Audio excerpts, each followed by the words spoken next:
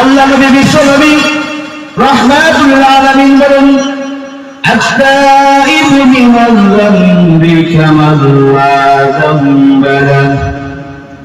ও আমার উম্মতের দল, তোমরা যদি আল্লাহর কাছে তওবা করো, খাঁটি তওবা করো, আল্লাহ পাক রব্বুল আলামিন তোমাকে নিষ্পাপ বানিয়ে দেবেন, মাসুম বানিয়ে দেবেন। কিভাবে?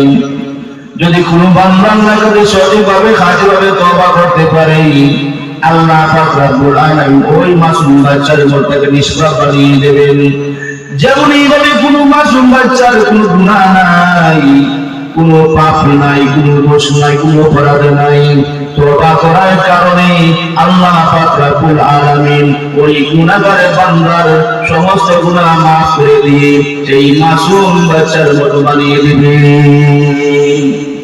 তবে তওবা করার মতো তওবা করতে হবে।